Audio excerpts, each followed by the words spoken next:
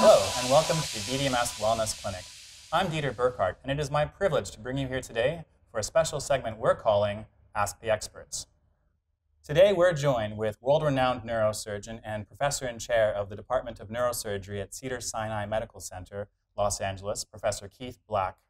We're also joined today by senior consultant of the Schultes Clinic and professor of neurology of the University of Zurich, Professor Jiří Dvořák. Professors, thank you so much for joining us today. Pleasure to be here, Dieter.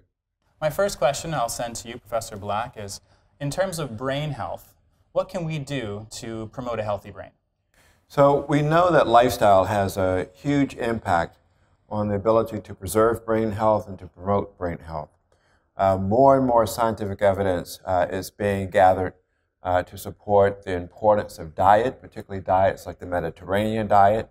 Actually, a vegetarian diet is probably the most healthy. Things like exercise that you're going to hear about from our colleague in a bit. The right amount of sleep is extremely important to try to maximize the amount of sleep that we get. 8 hours is really an optimal amount, trying to mitigate stress. Having constant chronic stress levels, we know now, is not healthy for the brain. Doing things like brain engagement, novel activity, keeping the brain engaged and active is extremely important. So those things we know can actually promote the preservation and connectivity of our brain cells and maintain our cognitive function as we age so that we can actually age much better. It's fascinating. Can you tell me a little bit more about these novel activities? Do you mean like puzzles or Sudoku, that kind of thing? It turns out that this actually has sort of two components. So, you know, the evidence suggests that the more brain activity we have early in life builds up the brain reserve and acts as a protective buffer as we age. So the higher we've progressed in education, the more reserve we have, and that's protective, but also engage in a novel activity as we age. So things like the New York Times crossword puzzle, even though that's good, that's repetitive behavior. When you engage in new and novel behavior, that begins to activate multiple areas of the brain, activating those areas to improve their connectivity. That connectivity physically increases, and that's the strongest activity that you can do. So if you, for example, were to learn a new language or learn how to play a new musical instrument that is unfamiliar to you, that novel activity is probably the best type of brain activity that one could do. Thank you very much for that. Professor Jiří, you were the Chief Medical Officer for FIFA for 23 years. You've had a very strong hand in helping some of the top athletes in the world ensure that they're in top physical shape. But what is the connection of exercise to brain health? Well, that was an important part of our prospective studies with different parts of our population, with children, boys and girls, middle-aged population, but also aging population. Our oldest group is the 80 plus. And we had a very clear methodology. Always we compared one group exercising, the other group did more or less the same as they were used, nothing, which most of the people do, nothing. And we compared after 3 months of regular exercise. In our case, it was usually playing football, but we also compared with jogging and strength exercises. For 3 months, twice a week, 30 minutes. After 3 months, we compared the same variables at the beginning, also at the end. Not only all the physical variables improved, like the blood pressure went down, the blood sugar went down, those different important life-threatening risk factors, but where we really got surprised that the cognitive function unrelated to age has improved. And in particular, it improved at the young children, at the age between 9 to 11. And we compared that on their function in the schooling ability, in the concentration, and also the marks at the end of semester.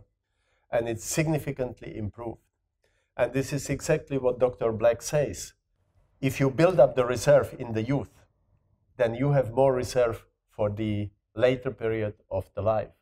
And we have now really a very strong evidence from our studies, which all were published in peer-reviewed journals, then this is the case. So physical activity, not only for the heart, but also for the brain, is the key. So professors, it sounds like the key to a healthy brain is an active brain and an active body. Well, and the other thing that I would add that Professor Jiří pointed out, it's not obvious. People normally don't think, doctors and scientists normally don't make the connection between exercise and brain health. And when we started observing this, it wasn't, intuitive. But it turns out that if you exercise mice, you actually generate new brain cells and new brain connectivity just with the process of exercising. We've shown now in humans that exercise increases blood flow to the brain, which is critical for our cognitive ability, improves vascular performance in the brain. And so that's a very, very important foundation. The benefits of exercise, we're really just beginning to understand, the physiological basis of it, but it's a very key pillar of good brain health. Dr. Black, just touching on that, I mean, you are speaking about the degenerative brain diseases, about dementia, Alzheimer. Right. Do you have some recent data which would show what's happening on the onset of the process of degeneration of the brain? So we know that with the most common type of degeneration, which we're facing, Alzheimer's, it's really the buildup of these toxic misfolded proteins, which is a normal protein that the brain makes throughout life, but it has to clear these waste proteins. And when they're not cleared, they become toxic to the brain, and then they create sort of a cascade of other events, which also increases inflammation and more toxic substances that will kill brain cells and kill off the ability of those brain cells to connect and communicate. And it's probably actually through the ability to exercise, increasing the blood flow and the clearance of a lot of these toxic proteins that allows that protective phenomenon to occur, although we haven't, the conclusive scientific evidence for that yet. But most importantly, what we do understand is that the combination, right, of lifestyle, diet, sleep, particularly early in the onset, before one loses the brain cell, because once the brain cell is dead, it's hard to bring back to life.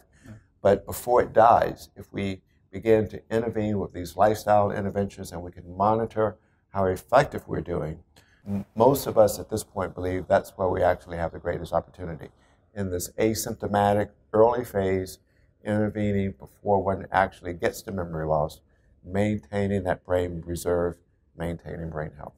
So to put it into a simplified language, what you say is in aging populations such as me, you would recommend learn another language, for example, Thai, start to play piano, right, and do physical exercise to kill those proteins. Right. This is the message you are passing to our viewers. Yes, that's the message. And, the viewers that are in their 70s and 60s and 80s, it's not too late, but it's even better to start earlier. So the earlier we adopt these lifestyle interventions, the greater the protectivity, the greater the protection that we're going to have for our brain reserve. Never too late to start. And it's never too late to start. Professor Black, Professor Jiří, thank you so much for joining us today for our segment. It's been incredibly interesting, incredibly insightful, and I think we all know what to do now. Get out and move. So thank you all for joining us for another segment of Ask the Experts, and we hope to see you again next time.